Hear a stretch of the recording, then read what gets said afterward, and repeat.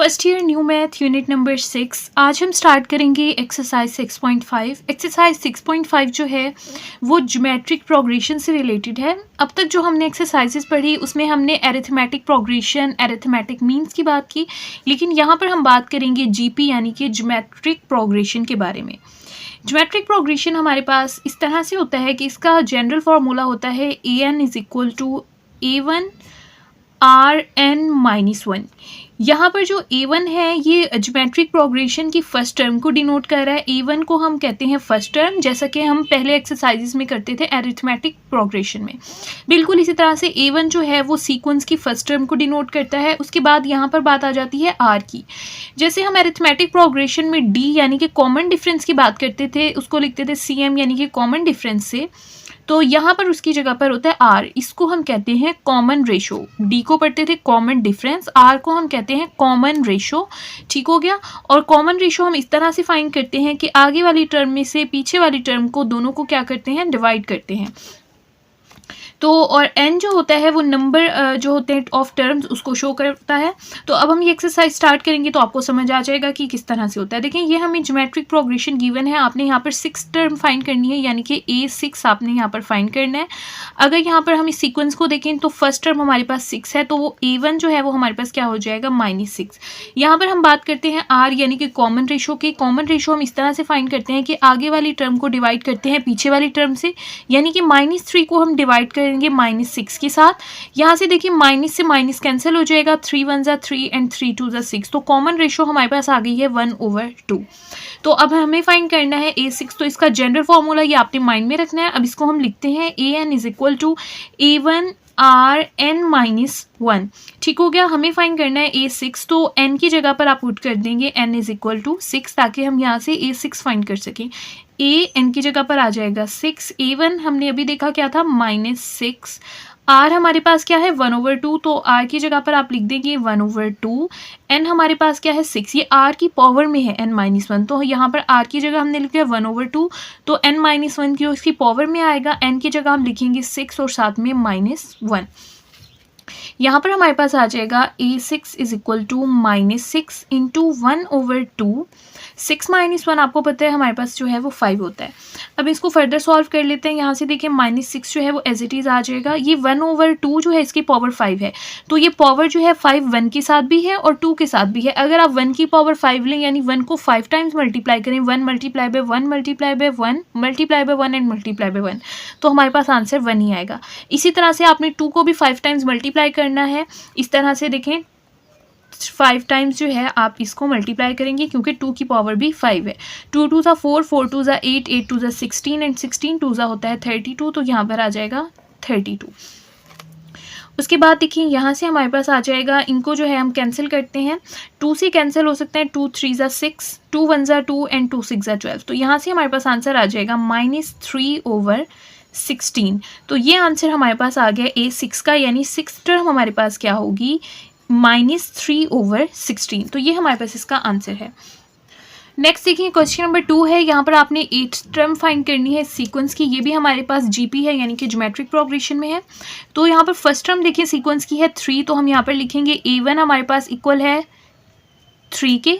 अब हमें फाइंड करना है कॉमन रेशो, क्योंकि ज्योमेट्रिक प्रोग्रेशन में हम कॉमन रेशो की बात करते हैं, जिसको r से डिनोट करते हैं। आगे वाली टर्म को पीछे वाली टर्म से डिवाइड करेंगे। 3 की पावर 2 को डिवाइड करते हैं 3 के साथ। तो देखिए यहाँ पर 3 की पावर 2 यानी कि 3 मल्टीप्लाई बाय 3 हो जाएगा 9। डिनोमिनेटर में हमारे पास 3 है, 3 1 ज़ा 3, 3 3 ज़ा 9, और यहाँ से आंसर हमारे पास आ जाएगा 3। ठीक है, तो कॉमन रेशो हमारे पास आ गई है 3, और हमें फाइंड करनी है 8th टर्म, यानी कि a8 आपने फाइंड करना है यहाँ से। तो यहाँ से हम जनरल फार्मूला लिख लेते हैं। वो हमारे पास होता है an is equal to a1 r की पावर n-1। हमें चाहिए a8, यानी कि आप n की जगह पर अब क्या पुट करेंगे, 8 यहाँ पर मैं लिख देती हूँ। n की जगह आ जाएगा 8 इज इक्वल टू a1, यानी कि फर्स्ट टर्म हमारे पास क्या है 3, r हमारे पास जो है वो भी 3 है, तो r की जगह पर आ जाएगा 3। n जो है हमारे पास क्या है 8, क्योंकि n की जगह हमने 8 लिया, क्योंकि 8th टर्म फाइंड करनी थी। n की जगह आ जाएगा 8 एंड -1। उसके बाद देखिए यहाँ से हमारे पास आ जाएगा a8 is equal to 3 into 3 और यहाँ पर 8 माइनस 1 है तो ये हमारे पास कितना हो जाएगा 7। यहाँ पर आ जाएगा ए की पावर सॉरी ए 8 और यहाँ पर देखिए 3 के साथ जो है 3 की पावर 1 होगी। जब पावर ना लिखी हो तो 1 यहाँ पर मौजूद होती है। बेस सेम है और बेस सेम हो और जो बेस मल्टीप्लाई हो रही हो तो पावर्स क्या हो जाती हैं, ऐड हो जाती हैं। तो इनकी पावर्स ऐड कर लेंगे 7 + 1 तो यहाँ पर आ जाएगा 3 की पावर 8। तो कैलकुलेटर से आप फाइंड कर सकते हैं इजीली 3 की पावर 8 क्या आएगा। कैलकुलेटर पर आप पहले 3 लिखेंगे, फिर पावर के लिए आप ये इस तरह से कैप की तरह इस तरह से एक बटन बना हुआ है तो आप उसको प्रेस करेंगे। पावर के लिए होता है 3 की पावर 8। तो यहाँ से हमारे पास आंसर आ रहा है 6561। तो यहाँ पर लिख देंगे आप ये आंसर 6561। तो ये हमारे पास जो है वो 8th टर्म हुई है, या फिर आप इसको 8th टर्म को इसी तरह से भी लिख सकते हैं। A8 जो है वो हमारे पास है 3 की पावर 8। ये दोनों तरीके से इसके आंसर्स हो सकते हैं। नेक्स्ट देखिए क्वेश्चन नंबर 3 है the nth term of the sequence. आपने nth टर्म फाइंड करनी है इस सीक्वेंस की। ये सीक्वेंस गिवन है और इस सीक्वेंस की भी आपने nth टर्म फाइंड करनी है। दो सीक्वेंस हैं, वो कहते हैं इन दोनों की जो nth टर्म है आर इक्वल, वो इक्वल है। तो सबसे पहले आप क्या करेंगे, इसकी nth टर्म फाइंड करेंगे, इसकी nth टर्म फाइंड करेंगे। nth टर्म से मुराद है आप an फाइंड करेंगे, ठीक हो गया। an इसके लिए भी फाइंड करना है और इसके लिए भी, और फिर उनको इक्वल पुट करना है क्योंकि यहाँ पर क्वेश्चन में बताया वो दोनों इक्वल है। और जब आप इक्वल पुट करेंगे तो वहाँ से आपने n की वैल्यू फाइंड करनी है। तो स्टार्ट करते हैं। सबसे पहले हम फर्स्ट सीक्वेंस लेंगे। फर्स्ट सीक्वेंस में आप देखें सबसे पहली टर्म 1 है तो हमारे पास a1 क्या हो जाएगा, 1 हो जाएगा। उसके बाद ये gp की बात कर रहे हैं तो हमें कॉमन रेशो फाइंड करनी होगी जिसको हम डिनोट करते हैं r से। आगे वाली टर्म को पीछे वाली टर्म से डिवाइड करते हैं। 2 को डिवाइड करेंगे 1 के साथ तो हमारे पास आंसर आ जाएगा 2। अब an का फॉर्मूला लगाते हैं। an is equal to a1 r की पावर n-1। हमें an ही फाइंड करना है तो n की वैल्यू पुट करने की ज़रूरत नहीं है। यहाँ पर आ जाएगा an is equal to a1 हमारे पास क्या है 1 है और r की वैल्यू क्या है 2। तो यहाँ पर आ जाएगा 2 की पावर n-1, ठीक हो गया। 1 से वैसे ही कोई फ़र्क नहीं पड़ता, 1 को आप जिस भी वैल्यू से मल्टीप्लाई करें तो वही आंसर आते हैं। तो यहाँ से आ जाएगा 2 की पावर n-1, ठीक है। तो ये हमने फर्स्ट सीक्वेंस की nth टर्म फाइंड कर ली है। यहाँ से अब हमने सेकंड सीक्वेंस ले लिया जो क्वेश्चन में गिवन था। यहाँ पर देखिए हमारे पास जो फर्स्ट टर्म है यानी कि a1 हमारे पास है यहाँ से 256। उसके बाद हमें फाइंड करनी होती है कॉमन रेशियो जिसको हम डिनोट करते हैं r से। तो आगे वाली टर्म को पीछे वाली टर्म से डिवाइड करते हैं। 128 को डिवाइड करते हैं 256 के साथ। अगर आप इनको डिवाइड करें ना तो 128 1 और 128 2 होता है 256। तो यहाँ से हमारे पास आंसर आ जाएगा 1/2, ठीक हो गया। तो कॉमन रेशियो का आंसर हमारे पास आ गया 1/2। अब nth टर्म के लिए हम फॉर्मूला लगाते हैं। an is equal to a1 r की पावर n-1।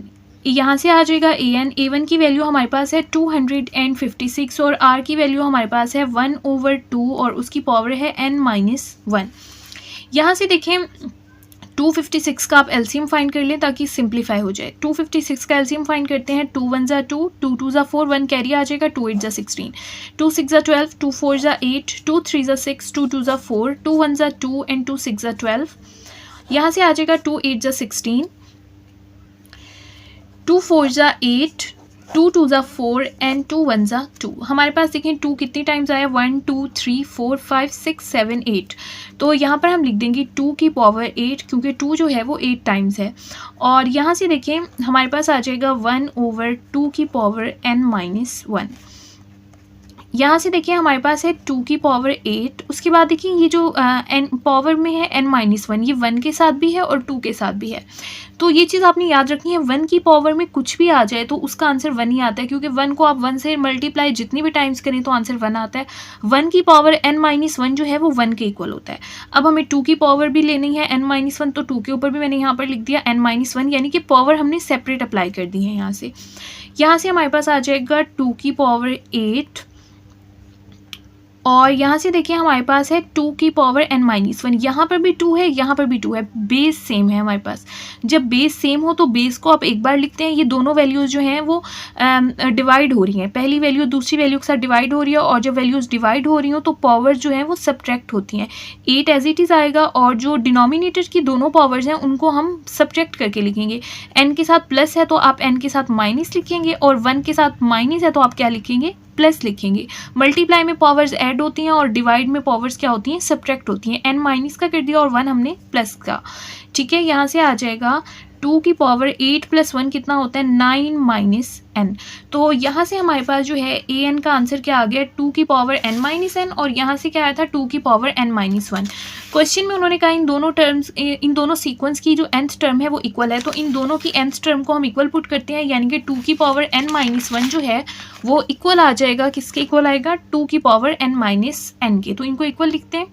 इस तरह से दोनों सीक्वेंस की जो nth टर्म है उनको हमने इक्वल पुट कर लिया। देखिए यहाँ पर जो है वो बेस सेम है, तो बेस कैंसिल हो जाएगी। यहाँ पर हमारे पास आ जाएगा n - 1 is equal to n - n, 9 - n। आप ऐसे भी समझ सकते हैं जब बेस सेम हो तो पावर्स भी क्या होती हैं इक्वल होती हैं। बेस इक्वल है तो पावर्स भी इक्वल है, इस वजह से हमने पावर को इक्वल पुट कर लिया है। यहाँ से आ जाएगा n - n इस साइड पर आकर प्लस n हो जाएगा। यहाँ पर है 9 - 1 इस साइड पर आकर प्लस 1 हो जाएगा। n + n हो जाएगा 2n, 9 + 1 होता है 10। यहाँ से आ जाएगा n, यहाँ से आ जाएगा 10, 2 इस मल्टीप्लाई हो रहा है, इस साइड पर आकर डिवाइड हो जाएगा। n is equal to answer आ जाएगा 5, और n ही हमने फाइंड करना था। ये इस क्वेश्चन का फाइनल आंसर है। नेक्स्ट स्टार्ट करते हैं क्वेश्चन नंबर 4। क्वेश्चन नंबर 4 है find first 5 term of each sequence. आपने यहाँ पर 2 पार्ट्स किए गए हैं, आपने इनकी पहली 5 टर्म्स फाइंड करनी है। ठीक हो गया। तो देखिए फर्स्ट टर्म हमें गिवन है, तो इसका मतलब हमें A2, A3, A4 and A5 तक फाइंड करना है। तो स्टार्ट करते हैं। यहाँ पर हमें A1 और R गिवन है, यानी कि कॉमन रेशो। तो फॉर्मूला लिखते हैं। हमारे पास होता है formula AN is equal to A1 R की पावर n - 1। देखें A1 हमें गिवन है, हमें A2 चाहिए, तो n की जगह पर आप पुट कर दें n इज इक्वल टू 2। तो यहाँ पर आ जाएगा A, n की जगह पर आ जाएगा 2। A1 गिवन है हमारे पास है 243, और R की वैल्यू हमारे पास है 1/3, और उसकी पावर में लिखना है n - 1, तो n की जगह आ जाएगा 2 और साथ में -1। अब इनको सॉल्व करते हैं। यहाँ से हमारे पास आ जाएगा A2 इज इक्वल टू 243 1/3, 2 - 1 जो होता है 1 होता है, और पावर 1 आप लिखें या ना लिखें तो इससे कोई फ़र्क नहीं पड़ता। 243 और यहाँ से आ जाएगा 1/3। इनको जो है हम डिवाइड करते हैं। 3 8 ज़ा 24 और 3 1 ज़ा 3, तो यहाँ से हमारे पास A2 का आंसर आ गया है 81। ठीक हो गया। अब हमें फाइंड करना है A3। अब दोबारा से फॉर्मूला लिखते हैं। AN is equal to A1 R की पावर n - 1। अब आपने पुट करना है n इज इक्वल टू 3। यहाँ पर n की जगह आ जाएगा 3। A1 हमारे पास सेम रहेगा 243, और R भी हमारे पास सेम रहेगा जो क्वेश्चन में था 1/3, और n की जगह आ जाएगा 3 साथ में -1।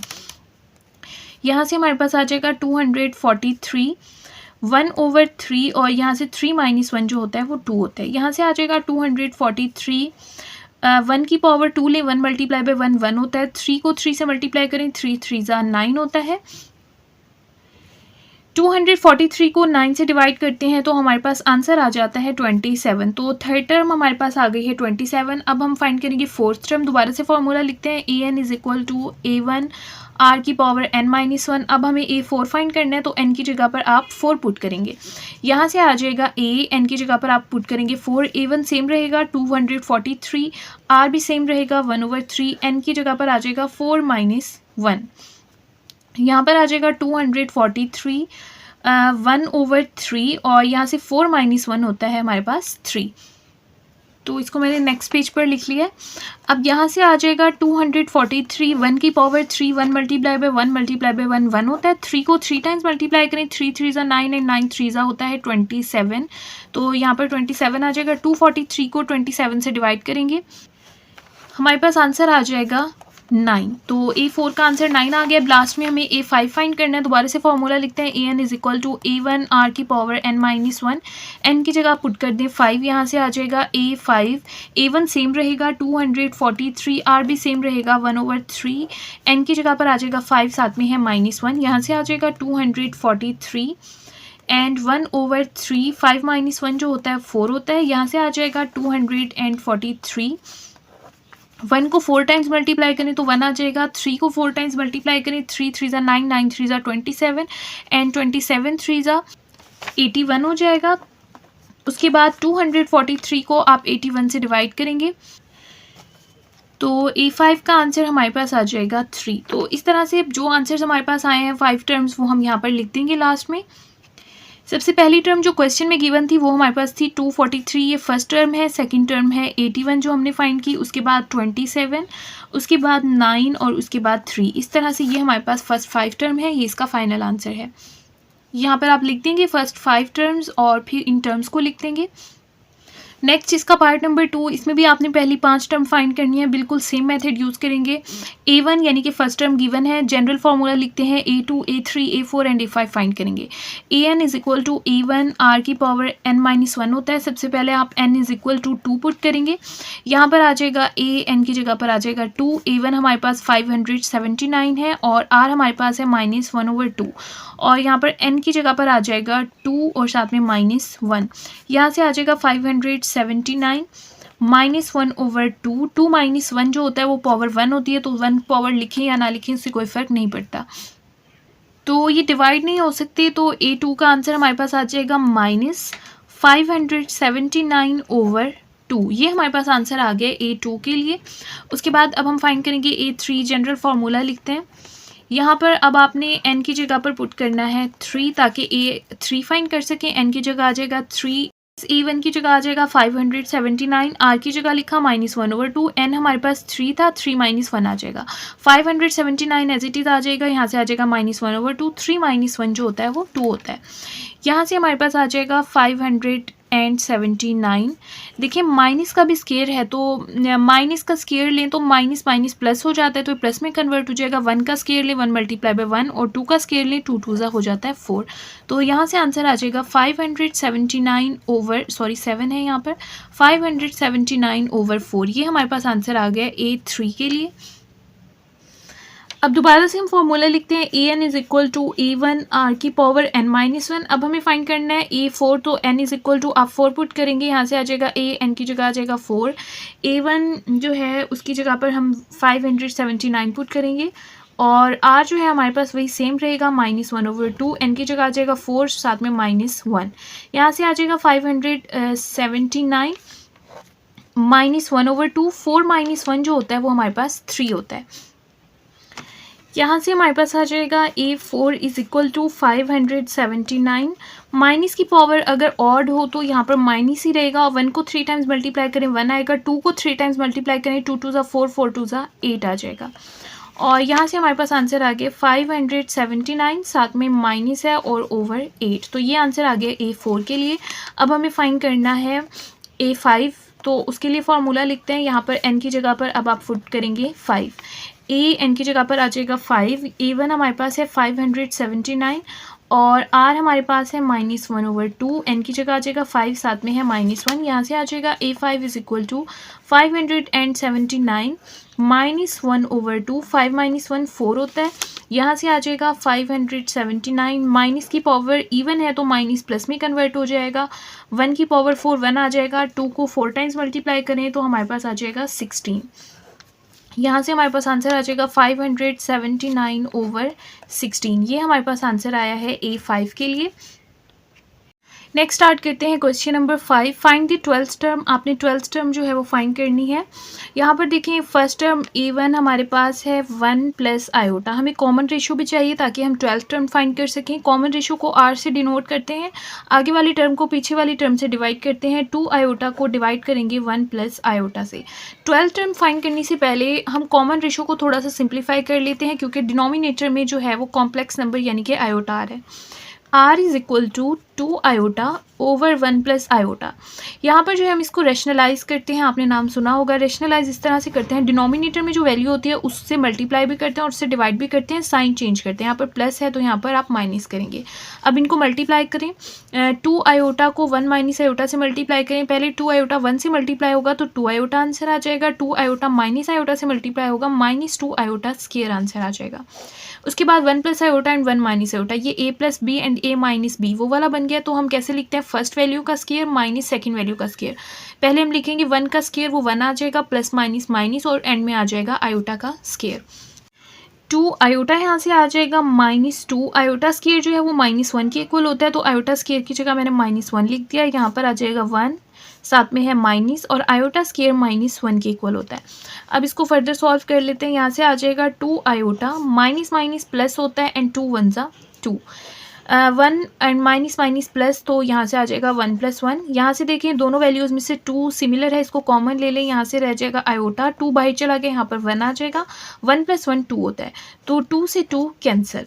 तो हमारे पास जो अब कॉमन रेशियो सिंप्लीफाई होकर आ गई है, इसको लिख दें 1 प्लस आयोटा, 1 पहले लिख दिया, आयोटा बाद में।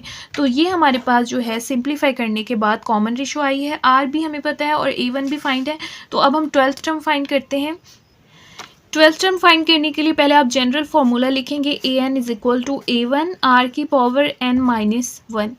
यहाँ से हमें जो है वो 12th टर्म फाइंड करनी है, तो n इज इक्वल टू आप 12 पुट करेंगे और A1 जो है और r वो हमने अभी फाइंड किया, मैं दोबारा से लिख देती हूँ। A1 हमारे पास था 1 प्लस आयोटा और r हमने फाइंड किया, वो हमारे पास आया है 1 प्लस आयोटा, दोनों 1 प्लस आयोटा हैं, ठीक है। तो an की जगह पर आ जाएगा 12, A1 की जगह पर आप लिखेंगे 1 प्लस आयोटा, r की जगह पर भी आप लिखेंगे 1 प्लस आयोटा और पावर में आ जाएगा n माइनस 1, तो n की जगह आ जाएगा 12 माइनस 1। यहाँ से आ जाएगा A12 इज इक्वल टू, देखिए यहाँ पर कोई पावर नहीं है तो 1 होगा, यहाँ पर हम लिखते हैं 1 प्लस आयोटा की पावर 1, यहाँ से आ जाएगा 1 प्लस आयोटा, 12 माइनस 1 होता है 11। यहाँ पर देखिए बेस सेम है और ये मल्टीप्लाई हो रहे हैं, तो आप बेस को एक बार लिखेंगे और जब मल्टीप्लाई हो रही हैं तो पावर्स जो है वो ऐड हो जाती है। यहाँ पर आ जाएगा 1 प्लस 11, तो ये हमारे पास हो जाएगा 1 प्लस आयोटा की पावर 12, ठीक हो गया। अब इसको फर्दर सॉल्व करते हैं, यहाँ से आ जाएगा A12 इज इक्वल टू, यहाँ पर देखिए आप इसको ऐसे लिख सकते हैं 1 प्लस आयोटा 2 एंड 6 जो है वो आप बाहर लिख दें, क्योंकि 6 2 ज़ा 12 होता है, हमने इसको जो है ना सेपरेट करके लिख दिया। 12 को आप इस तरह से लिख सकते हैं ना 2 मल्टीप्लाई बाय 6, तो हमने 2 पावर अंदर लिख दी और 6 बाहर। ये इस वजह से लिखिए ताकि आप स्केयर का फॉर्मूला ओपन करके इसको सिंप्लीफाई कर सकें। स्केयर का फॉर्मूला ओपन करते हैं, फर्स्ट वैल्यू का स्केयर इंटू सेकेंड वैल्यू का square into 2 into first value and into second value, ठीक है। ये हमने स्केयर का फॉर्मूला ओपन कर दिया, ये वाला, ठीक है। और पावर 6 जो है वो एज इट इज़ आ गई है। यहाँ से 1 का स्केयर लेंगे तो 1 आ जाएगा और 1 आयोटा का स्केयर जो है वो -1 के इक्वल आ जाएगा, प्लस 2 1 ज़ा 2 एंड आयोटा साथ में आ जाएगा 2 आयोटा और पावर 6। यहाँ से देखें -1 एंड +1 ये कैंसिल हो जाएगा, यहाँ से जस्ट रह जाएगा 2 आयोटा की पावर 6 A12, ठीक हो गया। यहाँ पर आ जाएगा A12 इज इक्वल टू 2 की पावर 6 है और यहाँ पर है आयोटा की पावर 6। आप इसको ऐसे लिखें, 2 की पावर 6 को सेपरेट कर दें और आयोटा की पावर 6 को सेपरेट कर दें। यहाँ से हमारे पास आ जाएगा 2 की पावर 6 और आयोटा की पावर 6 को आप ऐसे लिख दें 2 इंटू 3, क्योंकि 2 3 ज़ा 6 ही होता है अगेन। यहाँ पर आ जाएगा 2 की पावर 6 को आप कैलकुलेटर से फाइंड कर लें, हमारे पास आ जाएगा 64 और देखिए यहाँ पे है आयोटा स्केयर -1 के इक्वल होता है और ऊपर पावर में क्या है 3, तो वो एज इट इज़ आ जाएगा। यहाँ पर आ जाएगा A12 इज इक्वल टू 64, -1 की पावर है 3। देखिए माइनस की पावर में जब कोई ऑड नंबर आ जाए तो माइनस एज इट इज़ रहता है और 1 को 3 टाइम्स मल्टीप्लाई करें तो 1 ही आंसर आएगा। 64 को -1 से मल्टीप्लाई करें तो -64 आ जाएगा A12 का आंसर। तो इस तरह से फर्स्ट 5 क्वेश्चन हमने सॉल्व कर लिए हैं। अगर इसमें आपका कोई क्वेश्चन हो तो आप कमेंट बॉक्स में पूछ सकते हैं।